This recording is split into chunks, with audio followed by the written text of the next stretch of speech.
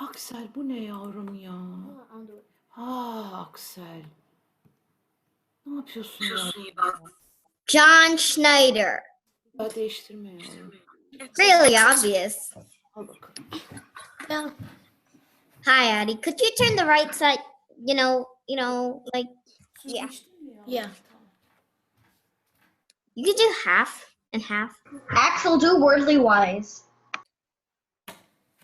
Come on. I don't have virtual background. Yeah, mine too. I just have it. I used to have it. I think I accidentally X'd all of them. On I didn't know what happened, so I X'd all of them, and now I don't know how to get them back.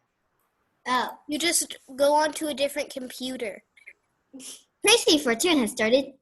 No, but my all my computers are connected, so if I X one, then all of them will be X. Oh, okay. Yeah, I got it. Can I see? Yeah, Miss 14 has started screen sharing, so I can't go into gallery view, but I'm not sure what she's screen sharing though. Sorry guys, I'm just trying to figure out Something. How are you half in a virtual background, Addie? Addie, it looks like you're in a condo in San Francisco. How'd you get there? And you sort of face painted your side, Mama, so I see. basically you just go here, then you choose your background, and then you click on this, and then you just click on a spot. But maybe just do none. When you had half and half, you sort of looked like you face painted one side that was like the closest to San Francisco. That was funny. Addie, are you doing it on phone? No. 1, 2, 3, 4, 5. Okay, well, good morning, everybody. Don't press green screen then. Let's see here. Did anybody else have trouble getting going this morning? No, just me? I need to change my name. Can you hear me? Yeah. Oh, okay. All right. Felt like I was talking to myself for a second there, but. Okay, I have, there's Annie. Awesome. 1 second. Excellent. Participant. Huh? Annie's coming. You can keep that. It should stay then. So we're just waiting for Sasha and Nigel. And Joe.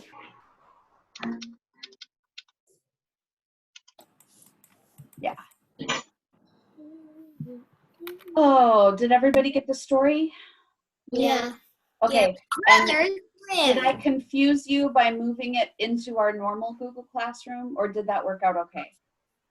Okay, because when I set up Google Classroom, the advice that I got said, keep all that stuff separate. But then after a while, I realized people are already having trouble finding the links in the one place, and that perhaps by making it in 2 places, I've made it more complicated. So I hope it seems like it's okay, because 6 out of 9 seem to have found it. Annie, can you hear me? Yeah. Oh, good. I'm so glad you're here. How are you doing? Good. Good. Are you at the restaurant today? Yeah. Yeah. Okay. Well, it's a rainy day. Hopefully, a lot of people will want to come get food today. Yesterday we had a Zoom chat with my grandparents. Oh, how are they doing? Not in China, because Okay. they don't know how to use Zoom. They've never used it in their whole lives. They're in Florida. My Well, now they have a Zoom expert they can call, right, Ada? They can just call you anytime they need help. Well, they don't even know what Zoom is. They only speak Chinese. They don't know a bit of English. Oh, okay. So they're like, what's Zoom? Well, I think that all the grandparents are having the same trouble. Yeah. It's not just the ones that are from China. because I have some very funny, I feel like I should record them and put them together. I would have a very funny video of my husband's parents trying to talk to us on the computer. Okay. What we ended up doing last time, because we finally gave up on them figuring out how to unmute themselves, and we could see each other in the video, but we also used our phones and used that for the voice because they couldn't figure it out. Oh. It's everybody of that generation, because I've talked to you guys about how your brains are super powerful at this point in your life. Yeah. And so think about my generation and your parents, and we're having enough trouble trying to adapt to all this new stuff because our brain cells just don't want to adapt as quickly as yours can. Yeah. And now think about folks that are even 20 or 30 years older than me trying to adapt. And it's harder and harder the older you get, which is why I always say you have to take advantage of this time in your life and learn everything you can while you have these amazingly adaptable brains. All my grandparents in China are retired. So like my mom's mom only just takes like daily walks like, in Shanghai, People's Square, and other than that, she just stays home. Well, I'm glad she's taking that daily walk. That's very important. That's And really then, but he and my mom's dad are divorced. Oh, okay. So my dad lives like on the other side of Shanghai. We have to take different subways if we want to meet like both of them. So like Okay. my mom is like number 9. My dad my mom's mom, like Yeah, your and friend. then is number 1. So Gotcha. Okay. Yeah. Well, you get to know the city really well that way. and Okay. Well, Ada, I would love to talk more about that, but I'm going to get started because I have another lesson scheduled for 10:30, and I want to give you guys as much time as I can. So before we launch into the story, I wanted to let you know, maybe you've noticed it already, I posted the kids version of Hamlet on Google Classroom. no. Okay, Addie saw it. Good. It is from a book. I put the cover of the book I made a little presentation out of it. Because what I did is I just took pictures of the book, the pages of the book, which is why some of them are wonky. And it is written for kids, so it's adapted. It's not the real play that Shakespeare wrote. It's an adaptation of that play, with some of the details softened, because Hamlet is above and beyond. The main theme of Hamlet is treachery and murder. There are poisonings. There are stabbings. Okay. So this is not something I am sharing with the second graders and the first graders. Maybe the second graders, maybe a few of the second graders, but not sharing this with the first graders. I'm not planning to talk about it with the whole class. But if you are interested, it is there. I'm fine with you reading it. There's nothing gory or graphic because, again, they've adapted it for children. And that means the language has also been simplified a little bit for you. But what I did do, because I thought you might be interested in this, because I think you're aware that there's a very famous speech that Hamlet gives, to be or not to be, that is the question. For whether it is nobler in the mind to suffer the slings and arrows of outrageous fortune, blah, blah, blah. I had to memorize that when I was in high school. I did at the end include the original text for Hamlet's famous speech so that you could see what real Shakespearean language looks like. So I think that'll be a little fun extra thing for you to do. It's not necessarily an assignment. It's just there for you if you're interested. Because, and the reason it came up was because the character in Apple Blossom the Possum wanted to be Hamlet, and he had the misfortune of being born an A baby, so he had to have an A name, which is why his name is Hamlet. And then I posed a question for you. After you've read the story of Hamlet, I wonder why this possum in the story wanted to be called Hamlet. And I hope you'll let me know if you think about that one and maybe write a little answer to that. So that's available in Google Classroom under the language section. Oh. And then I want to launch right into our story here. Oh, before I do that, at the end, if we have time, I want to hear if you have any thoughts from our last meeting about some kind of special third grader project, if you're interested in that. If you have thought about that since our last meeting. If not, I can back off. It doesn't have to be something we do. But if anybody had more thoughts about that, I'd love to talk to you about it. But let's do that after, so that we make sure we give enough time to our story today. Okay. So you had some pre-reading questions to answer about the fisherman and his wife. So this is a story about a character who gets to have her wishes granted. If this happened to you, what wishes might you make? Did anybody have some thoughts about that? Addie? A wish to go back to school. Yeah. Oh, yeah. I think we would all make that wish first thing, wouldn't we? Yeah, absolutely. Absolutely. Okay, did anybody else have a wish? Axel? A wish to go back in time. Back in time. Ooh, what time period would you go back to? Like, last year. Uh-huh. Last year. And have like some more school before it closed down. Oh, so it's along the same lines. You'd like to go back to when we were still able to go to school every day. Oh, man, you guys. I didn't know you were going to make me cry this morning. Andres, how about you?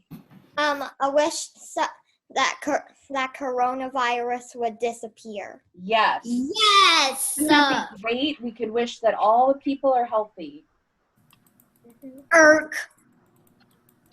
Okay. All right. Did anyone have any non-coronavirus or school wishes? Ada. Oh, this is also about Okay, go for it. Okay.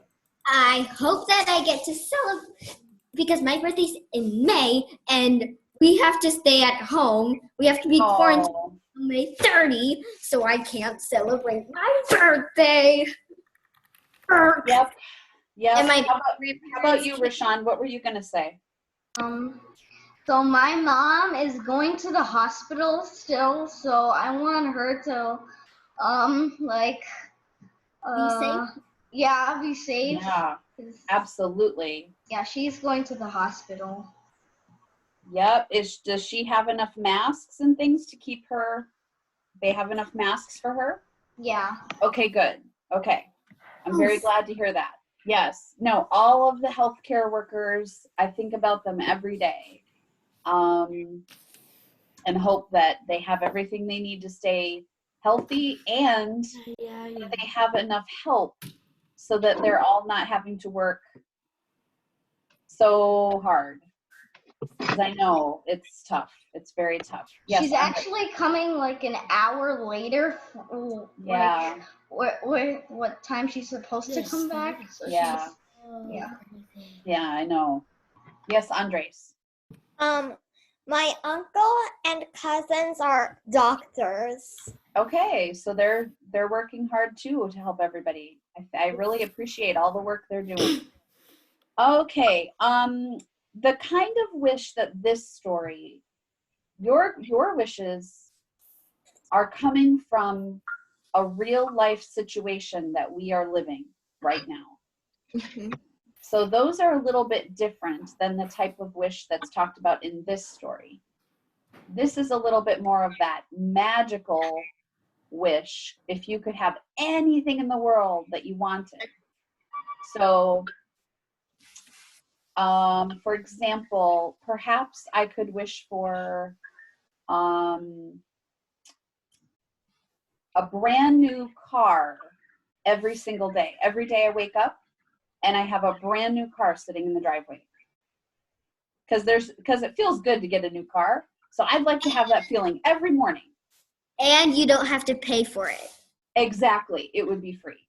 Okay, does anybody else have a magical, fantastical wish like that? Ada? To go to Hogwarts School of Witchcraft and To Wizardry. go to Hogwarts. Okay, great. I love it. Okay, anyone else? Now Addie Addie's likes that one. Okay. Andres, To make things float. make things float, to be able to levitate items for yourself. You're thinking about being a magician still, aren't you? Mm-hmm. Yeah. Okay, who else has a magical, fantastical wish? Rashawn. I could control the weather. Ooh, I like that one. That, especially today, that would come in handy, right? Yeah. Annie, how about you? No.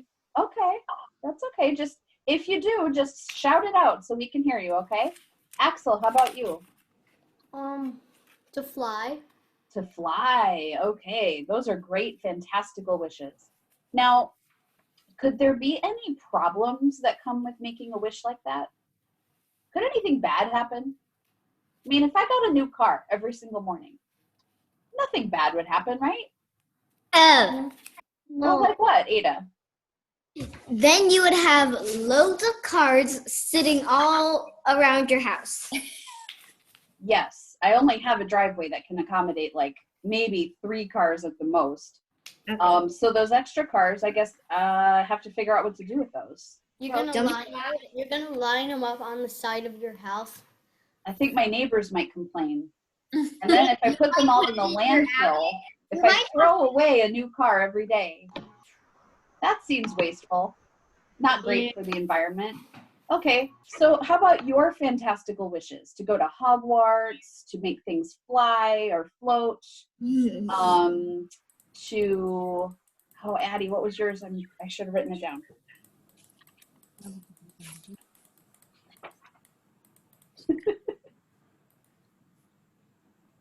What are some potential problems that could happen from those fantastical wishes? Addie. If you went to Hogwarts, you would risk running into Voldemort or some other bad guy. Fluffy! Yes. Fluffy was Hagrid's pet. True, but all you have to do is sing him to sleep. But like, yeah, if you didn't know, like, Andres, how about you?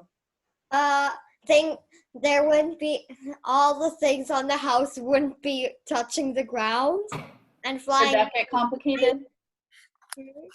Yeah, sometimes you just need things to sit down where they are, huh? How Yeah, about you, Ada?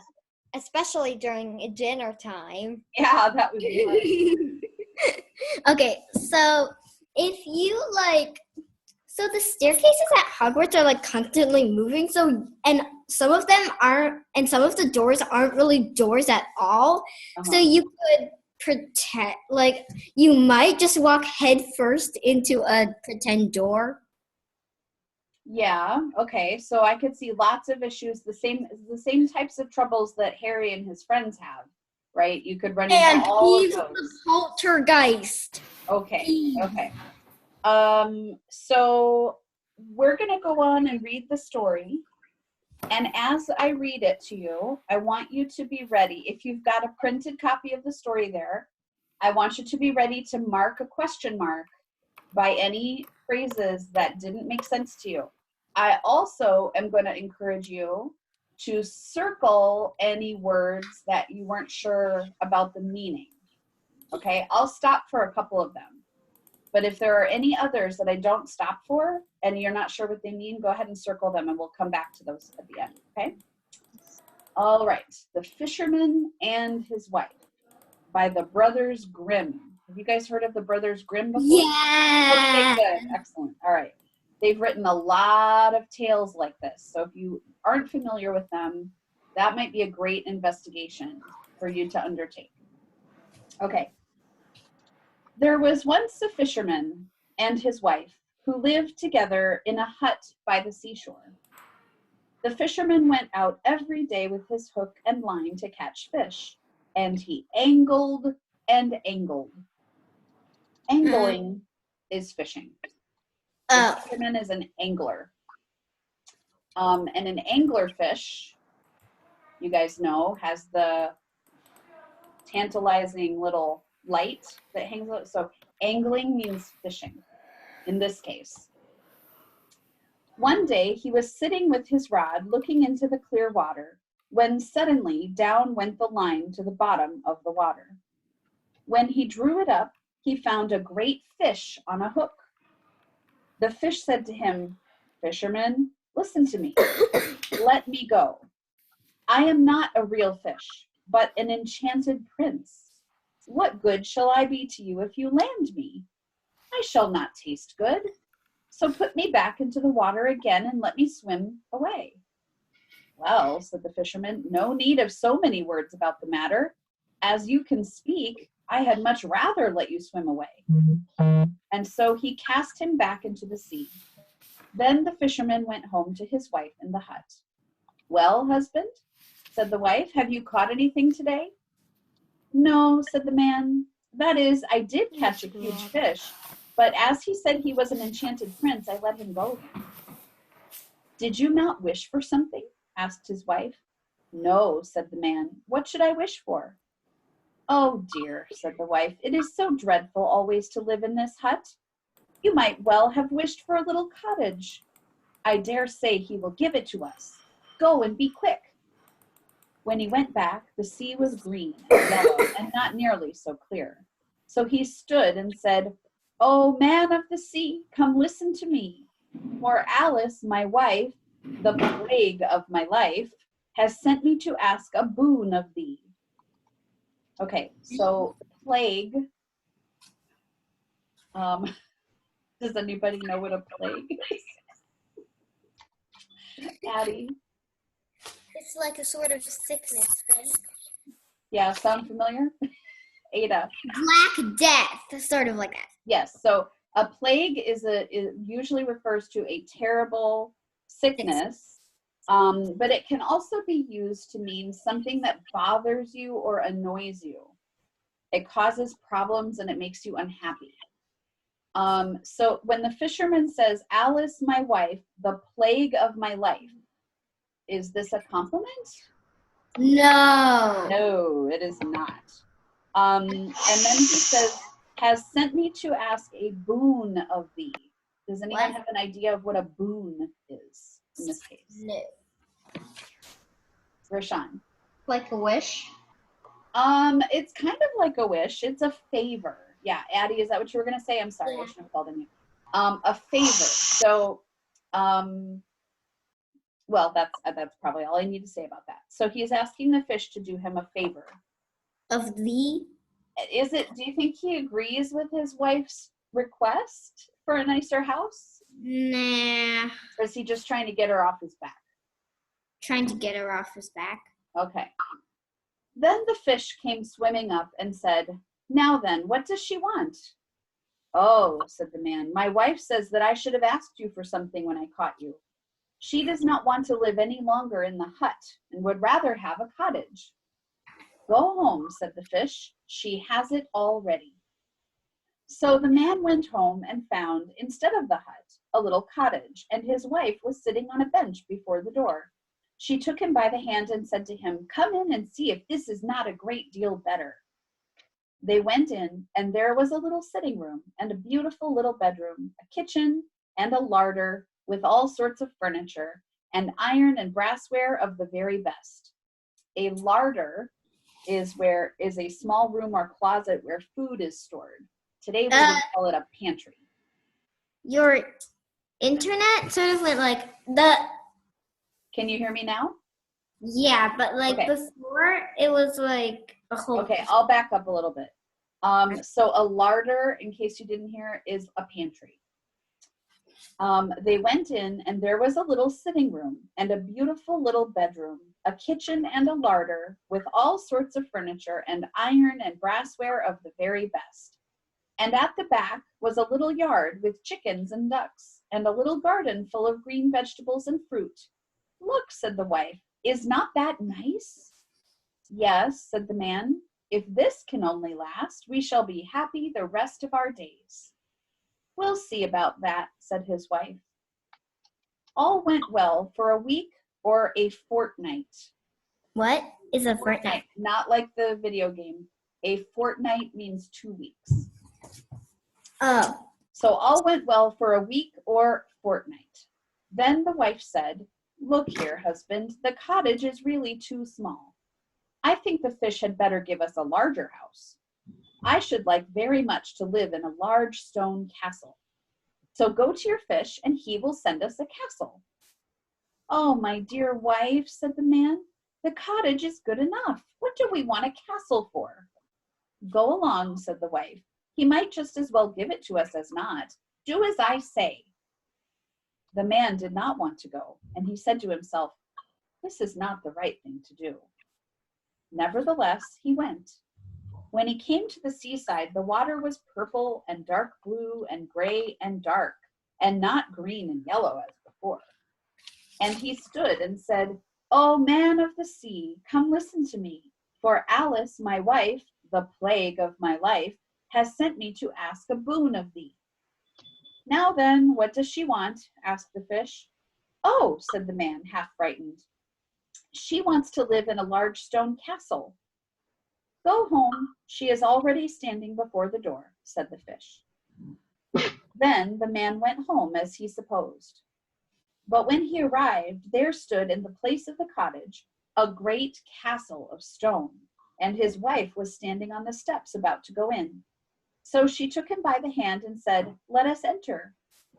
With that, he went in with her.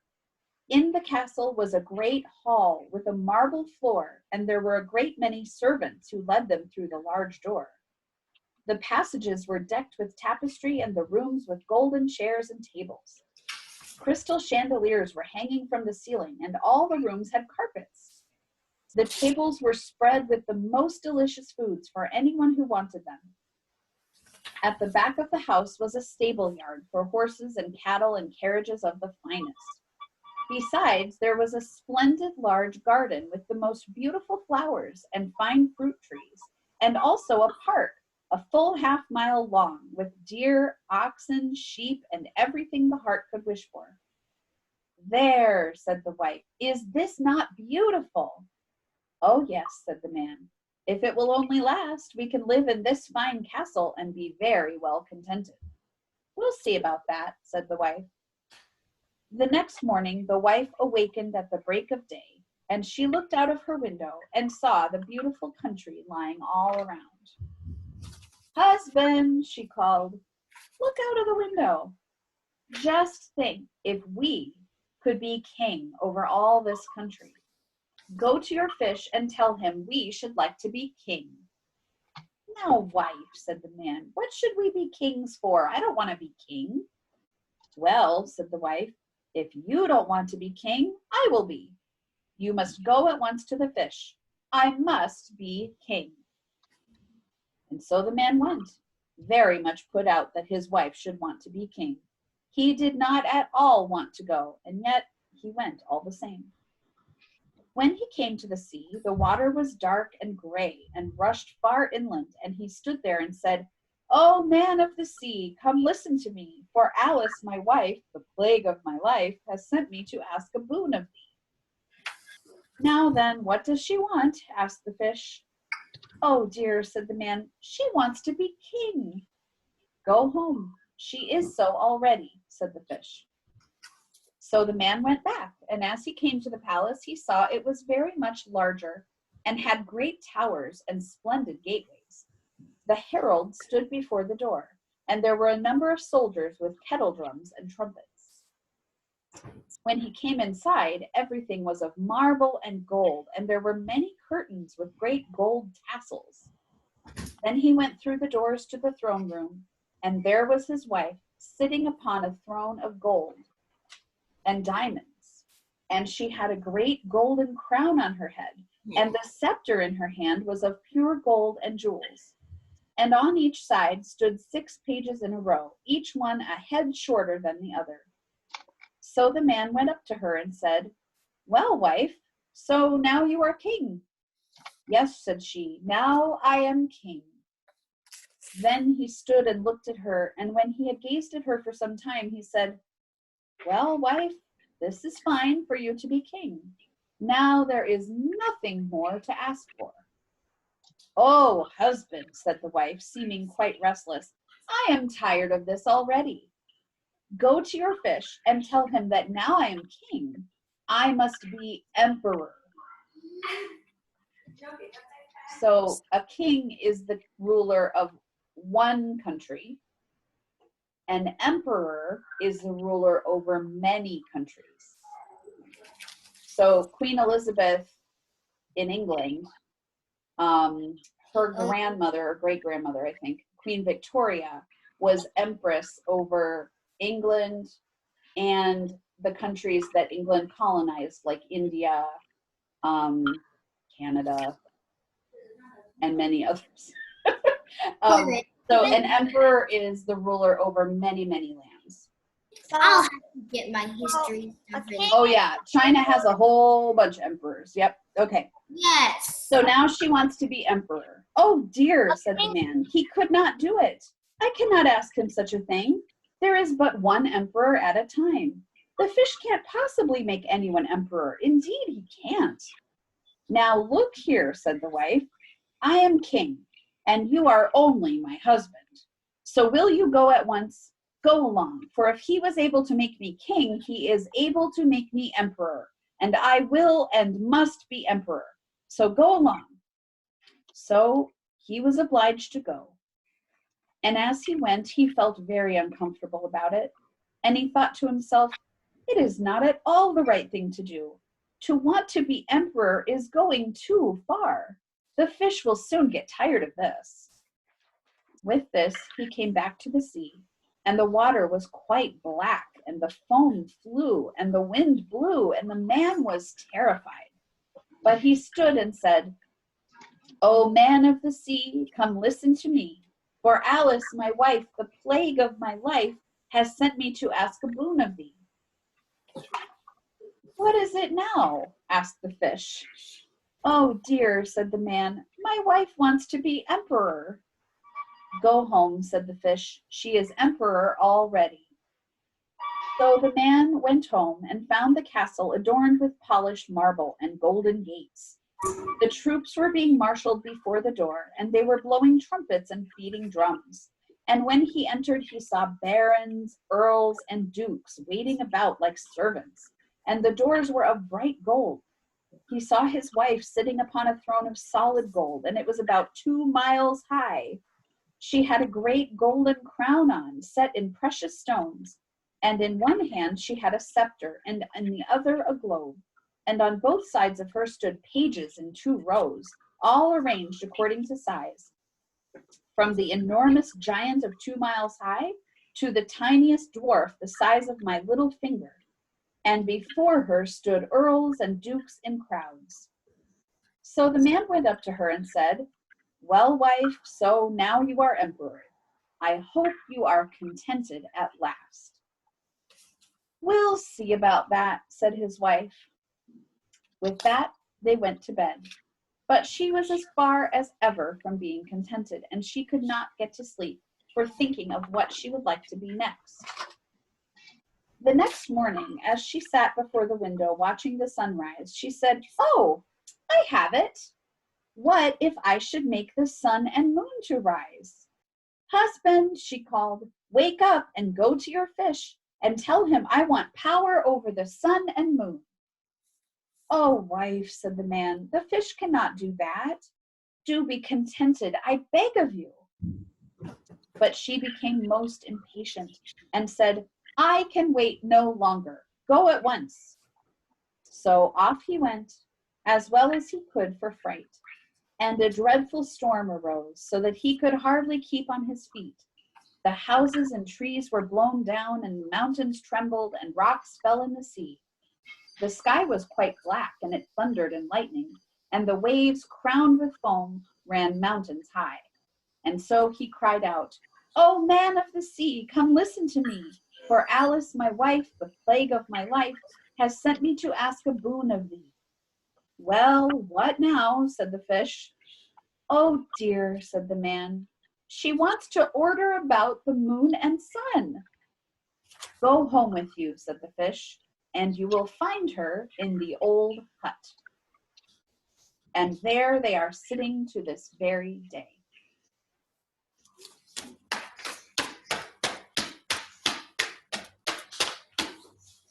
Okay, so I'm going to share my screen so that we can you guys see that? Yes. Okay, so that we can talk about your questions about the story. And this is also a time, I'll make a section over here for vocabulary. How are you doing that? I just shared my screen to a product, an application called OneNote, where I can just type all kinds of notes all over the place. Wait, is this recording? Yes. Oh. And then what I can do is type out all of our questions, and the ones we don't get to answer together today, I can send a document to you and you can go on and answer them. Okay. So let's take a few minutes to just go through all of the questions that you have. Now, remember, questions are often things like why a character does something that they do, or why they said something they said, why something happens the way that it does, or a place in the story where you felt confused about what was going on. So Rishan, did you have a question?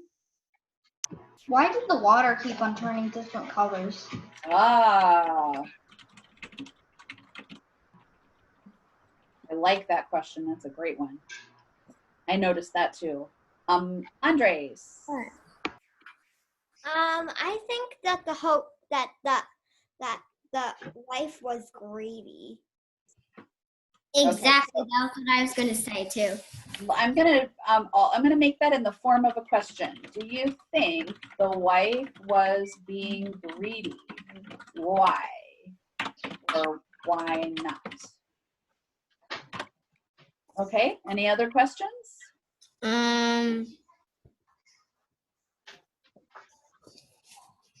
Addie? What the moral of the story was? It did have a feeling of a fable, didn't it?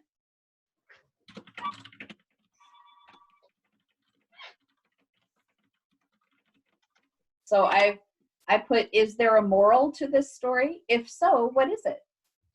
Does that capture your question? Okay, great. Ada. I just wanted to share something. My mom read the Chinese version of this when she was younger. Oh, I'm sure. It's a very common story. I'm sure if you have a book of fairy tales somewhere in your house, you'll find this story in there. And every version you read is a little different. Mm-hmm. But it kind of follows the same pattern. Okay, Axel, did you have any questions? No? Okay, Annie, how about you? Did you have any questions? No. Okay. How about vocabulary words? Were there any words that you circled? Axel. Content. Content. Oh.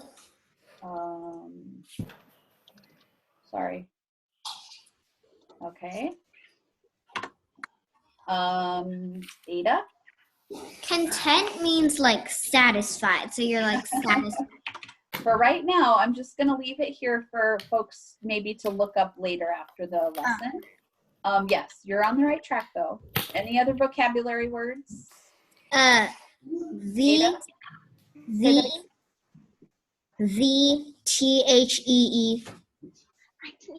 VTHEE. That one I'm not sure. Boon of the, like, you know. Oh, gotcha. Okay. Great question. Isn't that sort of like an old-fashioned word or something? It's very old-fashioned word, yes. Okay, Annie, did you have any vocabulary words you wondered about? No. Okay. All right. So I think we can probably talk about most of these before we go. Yeah, it's 12 a.m. We've got a little time. Okay, so let's go to this one. Why did the water keep on turning different colors? What do you think? Axel.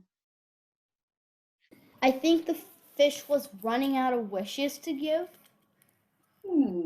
Maybe that was some kind of indication of the fish running out of wishes. Could be. Ada, what do you think? Maybe because it's different times of the day and the sunlight is like sort of like reflecting and like, you know. That could be. Sure. Addie? Maybe because the more greedy the wife gets, maybe the darker the color becomes. So perhaps, similar to what Axel was saying, the water was an indication of something, and you're thinking it might have been an indication of the level of greed or the desire that the wife had that just kept growing and growing. Okay. Andres, what do you think? Maybe it was something like the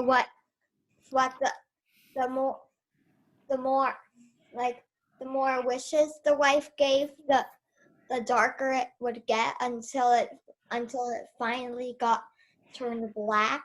Yeah, so you're noticing the same thing that Addie and Axel were suggesting, that as the wishes continued to be, she asked for more and more wishes, we noticed that the water is getting a little darker and scarier each time. Yeah, okay. Do you think that the wife was being greedy? Yes. Yes. Is there anyone who didn't think she was being greedy? No, I think we all agree. Okay. And why? What are the signs that she's being greedy? And well, maybe we should define what greedy means to us. What does it mean, Andres, to be greedy? It means like you want like everything in the world. Okay. It means wanting everything in the world. Mm-hmm. Ada? It means like, okay, so if your mom gives you grapes, you're like, I want more. And then your mom gives you bananas, I want more. Your mom, apples, I want more, like that. Okay, so it sounds like a part of being greedy is always wanting more and more and more. And is there perhaps an element in there of not being respectful about it? Is that part of being greedy also? Yeah. I mean, because it's okay to ask your mom for some grapes, right? If you ask nicely, like, oh, I see you're bringing out some grapes from the fridge. May I have some of those? Perfectly fine. Please, of course. Demanding them. Like, I want grapes or something. That's a little bit more greedy. Okay.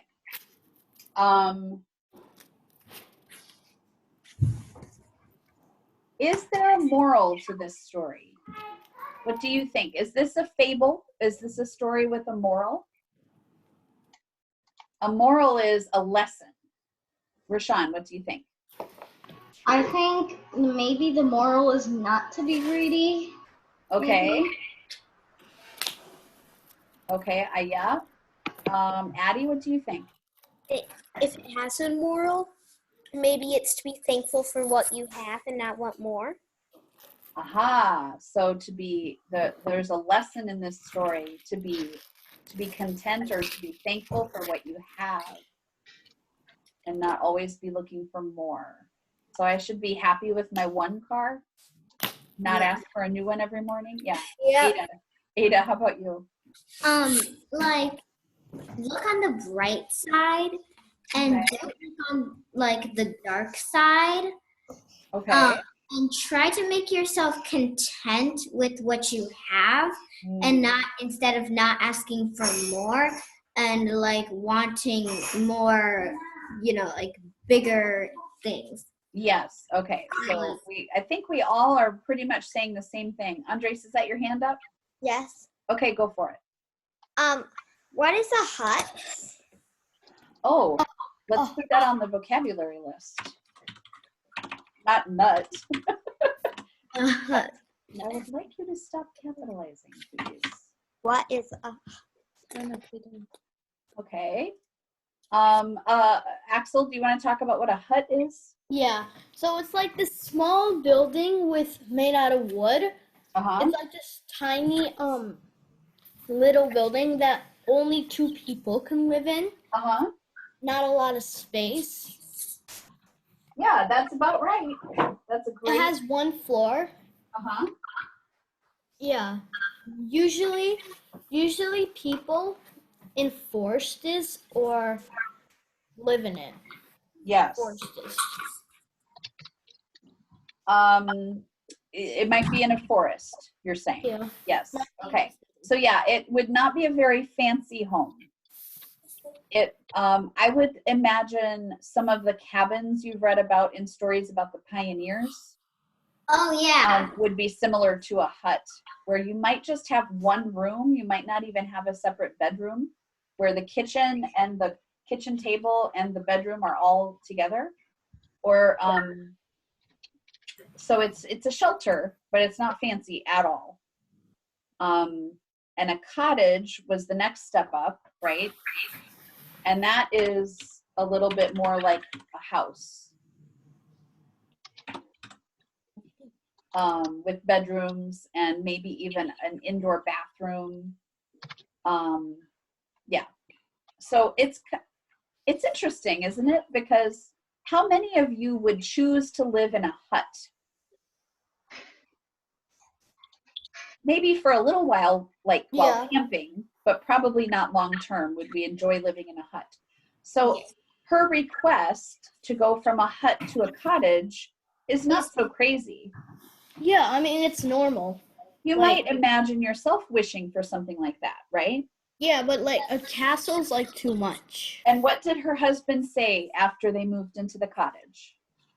I hope you will be content with this, and Yeah, then this is great.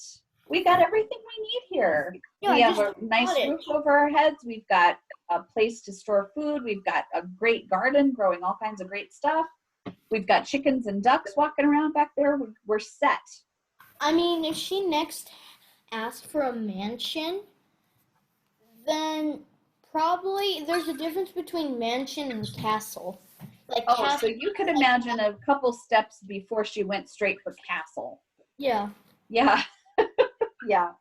What do you think would have happened if the wife had said, you know what, husband, the cottage is great. I'm really happy and content with this. Then the story would end there. And do you think they would have been able to keep the cottage forever? Yeah. yeah. Yeah. So it wasn't until she really went overboard and started asking for literally the moon. Have you ever heard that expression? That Yeah. person is asking me for the moon. No. She literally asked for the moon. and the sun? And the sun. Yeah. Flag. That was where it went wrong. Why do you think the husband kept giving in to her?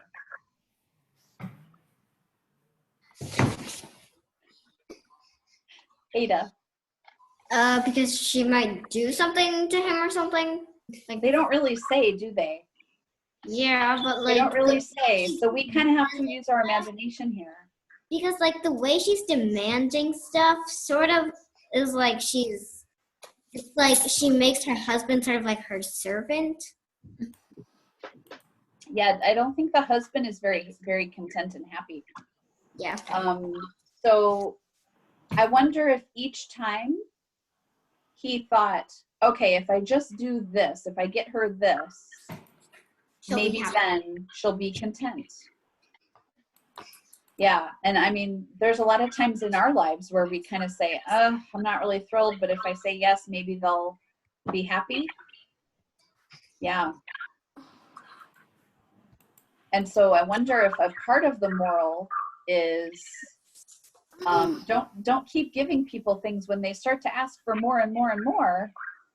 it's never going to end. So maybe the husband could have said, you know what, lady, I'm done. I'm out. I'll go back and live in the hut by myself.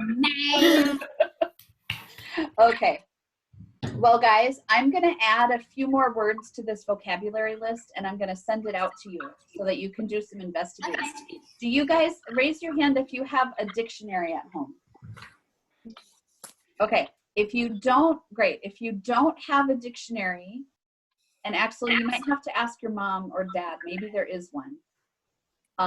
If you don't have one, you can go online and there's free dictionaries on the. I know. Okay, so I'm going to send you a list of vocabulary words to look up as an assignment. And thank you very much. Are you guys still enjoying these discussions?